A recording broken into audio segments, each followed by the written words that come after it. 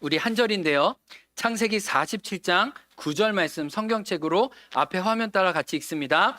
야곱이 바로에게 아뢰되 내 나그네 길의 세월이 130년이니이다. 내 나이가 얼마 못 되니 우리 조상의 나그네 길의 연조에 미치지 못하나 험악한 세월을 보내었나이다 하고 다시 읽습니다. 야곱이 바로에게 아뢰되 내 나그네 길의 세월이 130년이니이다. 내 나이가 얼마 못 되니 우리 조상의 나그네 길의 연조에 미치지 못하나 험악한 세월을 보내었나이다 하고 아멘 기도하겠습니다. 하나님, 하나님의 말씀은 살아있고 역사합니다. 우리 마음을 여오니 오늘도 진리로 인도하여 주옵소서. 예수님 이름으로 기도합니다. 아멘. 지난주 저도 부모님과 함께 경기도 구리에서 온라인으로 함께 예배를 했습니다. 이인성 목사님이 정말 멋있는 양복을 입고 넥타이를 입고 또 설교해 주셔서 너무너무 감사합니다. 제가 그런 이은성 목사님의 학점을 깎았는지 저는 잘 기억 못하는데 이인성 목사님 그걸 기억하고 있는 거 보면서 피해자와 가해자는 늘 기억이 다르다라는 거를 확인하게 됩니다. 근데 제가 이인성 목사님과 도고 이런 교과서 이야기했지만 이인성 목사님과 저는 오래된 우정이 있습니다. 저희가 장신대 예수전도단에서 함께 훈련 받은 것뿐만 아니라 사조직을 만들었는데 그 이름이 탕우회입니다. 탕우회. 그래서 목욕 탕자 써가지고 그래서 우리가 인생의 노고를 서로 때밀이 밀어주면서 함께 사우나하면서 우정을 나누었습니다. 근데 이런 우정들이 정서적이고 또 관계적이고 친밀한 우정들이 또 하나님 나라를 위해서 들락날락센터로 같이 연결되면서 참 제 안에 어떤 느낌이 드냐면 참 우리의 행복과 우리의 감사가 큰 것에 있지 않고 나와 동역하고 내가 의지할 수 있고 한 부르심으로 같이 걸어갈 수 있는 그 사람에게 있지 않나 이런 생각을 해보았습니다. 제가 지난주 휴가를 보내면서 저희 아이들도 목회자 자녀이기 때문에 나름 그들도 고뇌가 있을 것이다.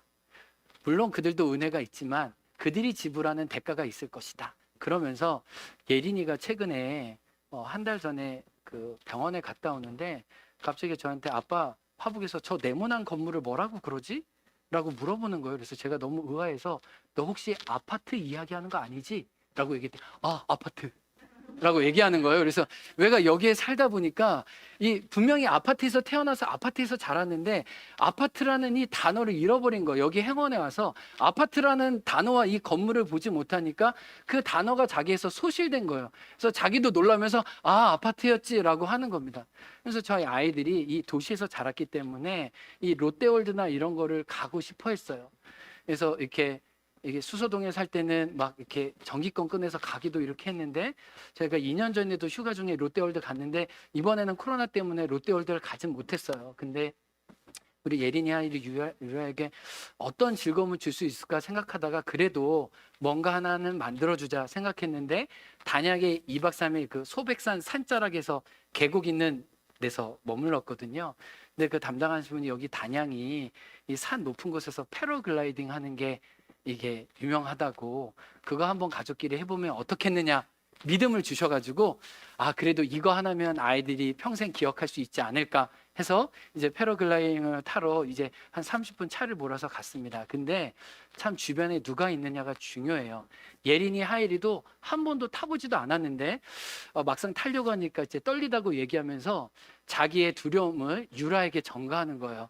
유라 너는 6살이니까 못 타. 이거 무서운 거야. 이거 힘든 거야. 너는 안 될 거야. 자기도 어떻게 될지 모르면서 그러니까 유라는 언니 오빠의 말이 굉장히 중요하잖아요. 그러니까 이미 표정이 안 좋아요. 저한테 이러는 거예요. 다음부터는 언니 오빠 말고 자기도 놀 수 있는 곳에 같이 가달라고 하는 거예요. 언니 오빠만 좋고 자기는 그 혜택을 누리지 못하니까. 그래서 언니 오빠가 이제 패러글라이딩을 타고 내려갔습니다. 근데 예린이는 선생님을 잘 만나서 내려갔다가 한 번 다시 또 탔어요. 2번이나 탄 거예요. 그러면서 이렇게 작전을 마쳤죠. 예린이 하이리가 생각보다 무섭지 않았대요. 그러면서 다시 올라올 때 유라에게 믿음을 주라고 해가지고 예린이 하이리가 너도 탈 수 있어. 이거 무서운 거 아니야. 할 수 있어라고 믿음을 줬습니다.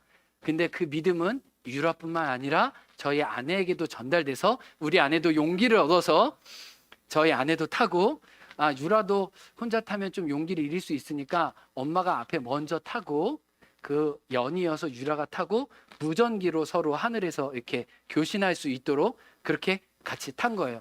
사진을 보면 유라가 굉장히 얼어 있습니다. 완전히 쫄아 있지만 막상 타고 이제 올라오고 난 다음에 유라랑 대화를 했는데 자기가 용감한 사람이라고. 그래서 언니 오빠가 준 믿음과 먼저 그 길을 걸어간 엄마를 따라 같이 무전을 치면서 굉장히 자신감이 생겨졌습니다. 제가 이 동영상을 계속 보면서 유라야, 아빠는 네가 너무 자랑스러워. 나도 알아. 그만해. 안 봐도 돼. 작은 패러글라이딩도 같이 타주는 엄마가 있고 언니 오빠들이 있을 때 그 걸음을 용기 있게 걸어갔던 것처럼 우리가 성경을 살펴보는 이유도 마찬가지가 아닐까 싶습니다.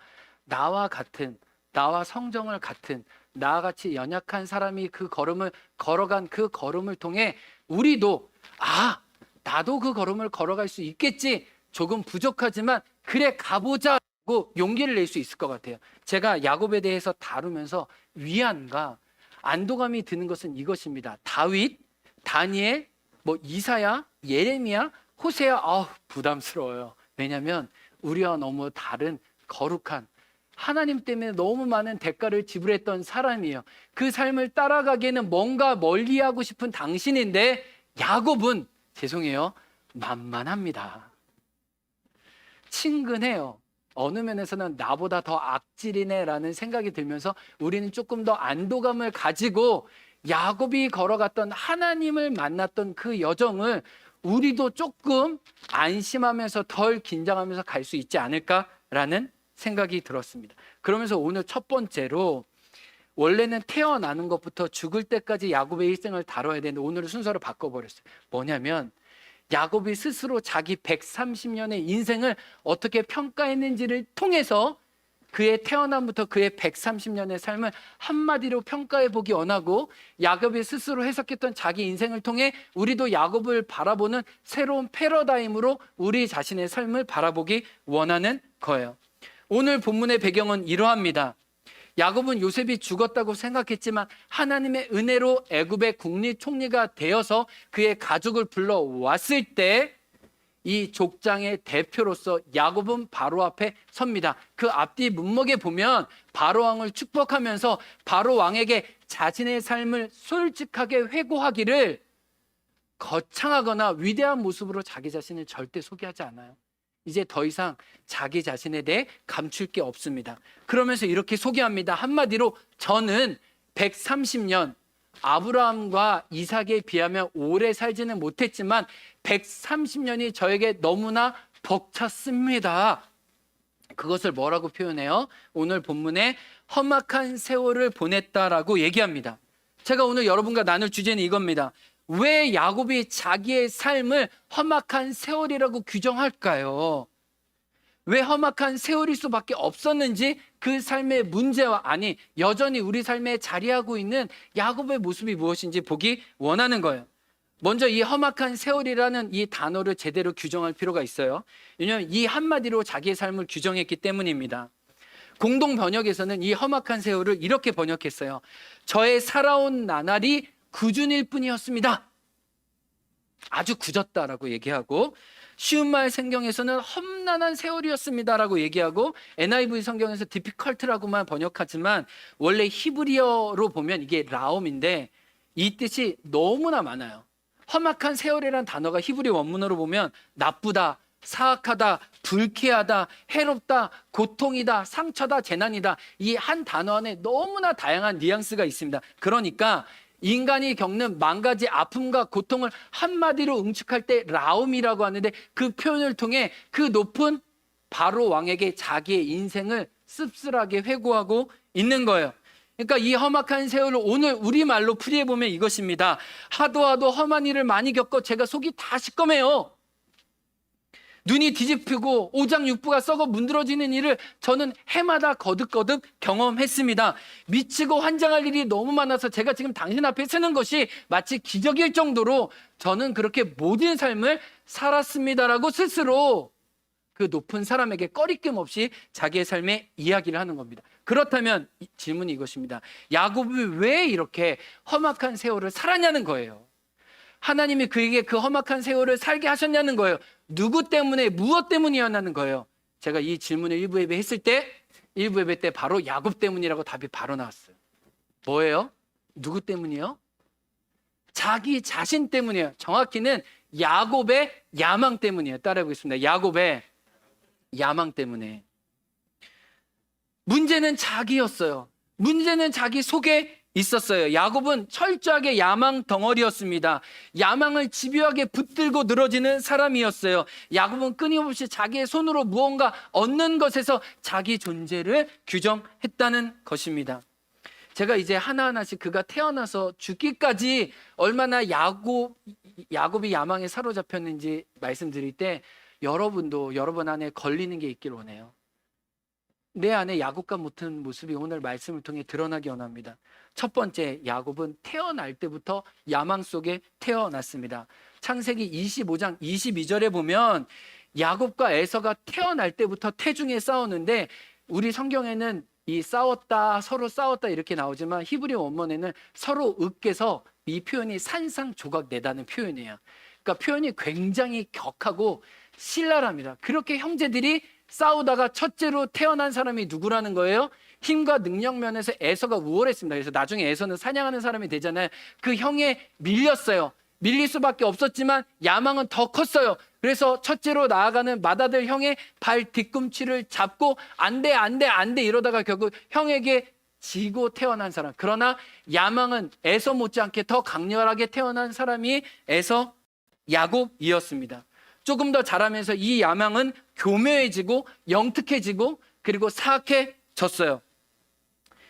우리가 이제 야곱을 살펴보면서 알겠지만 에서가 장자권을 야곱에게 판 건 한순간에 이루어진 일이지만 오랜 시간 관찰과 그리고 어떻게 보면 전략과 계교와 형을 어느 순간 넘어뜨릴지 철저하게 계산한 적당한 타이밍이었어요.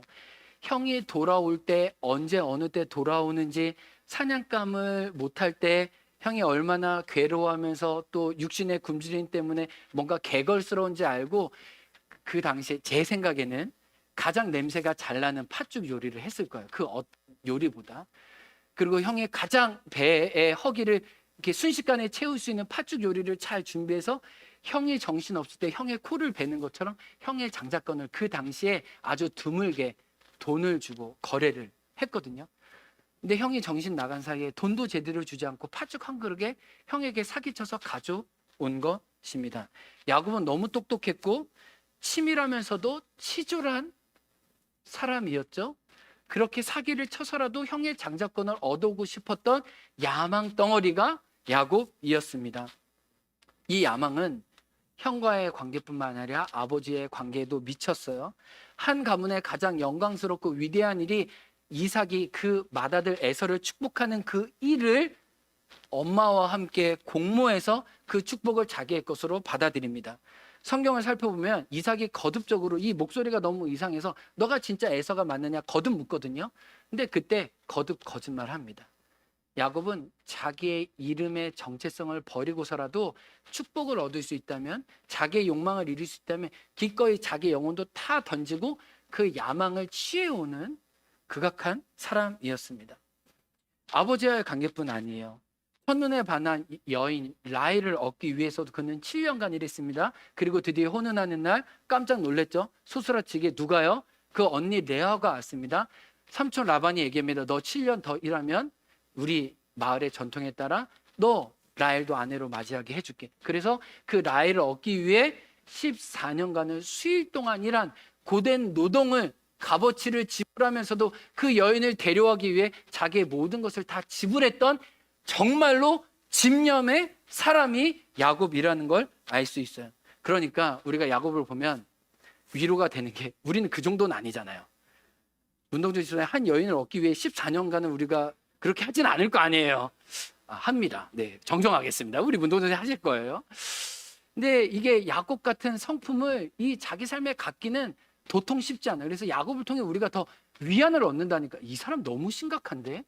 이렇게 야망 덩어리로 살았네 라고 우리 자신을 비춰보게 됩니다. 그리고 마지막, 얼마나 야곱이 이중적이었냐면 이 파스칼은, 우리 인간은 하나님의 형상대로 지어졌기 때문에 천사이지만 또 타락한 인간이기 때문에 짐승의 본능이 있다고 얘기했거든요. 근데 이 야곱을 보면 천사의 본능은, 성품은 1%도 안 되는 것 같고, 이 짐승과 같은 이 악한 모습이 99.9999 채워져 있는 것 같은데, 이 야복강가에서 하나님을 만나잖아요. 그러니까 하나님이 일부러 져주시잖아요. 그러면서 이 야곱을 깨트리기 위해서 환도뼈를 치시잖아요. 근데 우리가 아시겠지만 대부분 육신이 깨지고 몸이 아프고 병이 들고 이러면 하나님을 의지하잖아요. 근데 야곱은 그 순간에도 이 자기 몸이 위골됐음에도 불구하고 하나님께 한 가지 요청합니다. 그래도 당신이 나를 축복해 줘야 내가 당신을 놔줄 수 있습니다. 천사가 날이 밝아져서 가려고 할 때 그 끄트머리 형을 발꿈치를 붙잡았던 것처럼 이 천사를 붙잡았을 때 하나님이 마지못해서, 아니 하나님이 온 마음을 다해서 하나님의 뜻을 가지고 축복해 주시죠. 근데 그 축복조차도 불순한 인간적인 동기가 야곱 안에 여전히 있었다는 것을 보는 거예요. 그러니까 태어날 때부터 하나님을 만나는 순간까지 그는 늘 이중적인 욕망과 집념에 의해서 자기 삶이 다 타버렸다는 것을 알게 됩니다. 이런 관점에서 우리는 야곱의 야망이 야곱의 험악한 세월을 만들었음을 알고 있어요. 놀랍게도 저도 야곱을 다시 공부하면서 야곱은 자신의 야망을 이룬 순간 자신이 원하지 않는 것도 결과적으로 얻게 되었다는 거예요. 이게 하나님의 공의예요. 반복합니다. 원하는 것을 누렸지만 그 원하는 것을 나누어 가질 사람이 한 명도 존재하지 않았다는 거예요. 야곱의 야망이 이루어진 순간 하나님이 보실 때 가장 아름다운 소중한 것들은 다 깨지게 되었다는 거예요. 야곱은 장자의 권리를 형에게서 얻었지만 성경에 보면 놀랍게도 형과 함께 했던 그 야복강가 이후에 형과 함께 했던 그 하루에 대한 고백 말고 130년간 그 형제의 우애를 나눴다는 고백이 한순간도 없어요. 그리고 부모님과 같은 장막에 거할 때도 야곱은 한 번도, 내 식구가 한 번도 같은 자리에서 식탁에 앉아서 식사했다는 내와 대응이 없어요. 나중에 에서가 눈물과 후회하면서 장자권을 돌리려고 했을 때도 돌이키지 못하는 걸 보면서 에서는 장자권을 동생에게 뺏긴 순간부터 이를 가면서 가족과 우애를 나눠야 되는 자기의 쌍둥이 친동생과 함께 너무나 지옥과 같은 시간을 보내게 되었다는 거예요. 어머니와 계략을 짜서 아버지의 축복을 얻어냈지만 바로 그 다음날 형의 살기에 의해서 쫓겨나가게 되고 20년간 나그네 세월을 살게 되는데, 더 안타까운 것은 자기를 그렇게 편애하고 아껴주었던 어머님을 그날 이후로 다시 보지 못했다는 거예요. 어머니와 마지막 추억이 뭐예요? 사기쳐가지고 형의 축복을 빼앗은 게 어머니와 자기 삶의 마지막 누렸던 추억이에요. 그가 얼마나 아팠을까요? 그가 얼마나 후회됐을까요? 엄마는 죽거든요. 엄마는 다시 못 보거든요. 그걸 엄마 끝이었어요. 자기 인생에 사기쳐서 야망을 이루었지만 그 야망의 순간에 중요한 부모님과의, 가족과의 관계도 다 절단 나버린 거예요. 삼촌 라반과의 관계에서도 어떻게 해요? 라헬을 얻었죠. 레아도 얻은 것 같았어요. 그런데 이 여인 사이에 한 남자를 두고 반목과 질투가 일어났죠. 가정이 깨지기 시작하면서 이 말릴 수가 없어서 비라와 실바 두 명의 아내를 얻게 되면서 야곱은 한 집안에 4명의 여인과 살아야 하는, 지옥 속에서 사는 그 여자들의 반목 가운데 어떻게 끼지 못하는 그 삶 가운데 스스로 곤란을 겪게 됩니다. 그리고 야곱은 라헬에게서 얻은 요셉을 끝까지 편애했죠. 그 편애가 그 12명의 형제들의 관계를 다 망가뜨려서 결국은 요셉은 죽을 지경에 이르게 된 것도 결국은 무엇이 만든 거예요? 야곱의 집념과 욕망이 그의 모든 삶을 험난하게 만들었다는 겁니다. 여러분, 이제 우리 삶의 자리로 돌이켜보기 원합니다. 잘 생각해 보십시오. 여러분의 욕망이 자리한 곳, 여러분의 집념으로 세상적인 무엇을 이룬 순간 그것이 여러분의 통밥으로 또 여러분의 꾀로 여러분에게 찾아왔을 수 있어요. 그런데 하나님은 공의와 진리의 하나님이십니다. 하나님이 여러분을 사랑하시기 때문에 그대로 두지 않으실 거예요. 그랬다면 여러분은 버린 자식일 거예요. 그렇기에 하나님은 공의대로 중요한 것을 얻은 순간 여러분의 소중한 것이 이미 망가졌음을 여러분의 삶에서 경험했을 거예요. 여러분 그렇지 않으세요?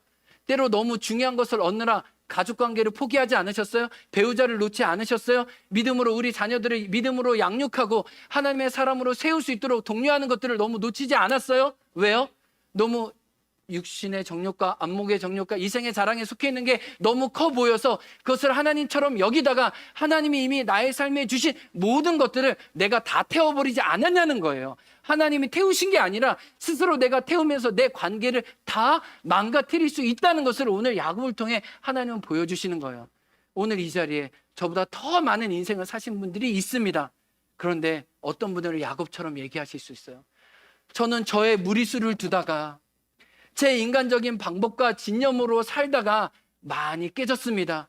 그래서 하나님이 하시고 인도하심에 대한 간증보다 내 삶이 닿아서 지금도 하나님의 회복과 이 가정의 관계가 다시 주님께 돌아오기를 지금 눈물로 기도하고 있습니다. 하나님의 은총을 바랄 뿐입니다. 기도하고 있는 가족들이 있지 않으세요? 하나님은 우리를 야곱을 통해 돌이키라고 오늘 말씀해 주시는 겁니다. 다시 한번 반복합니다.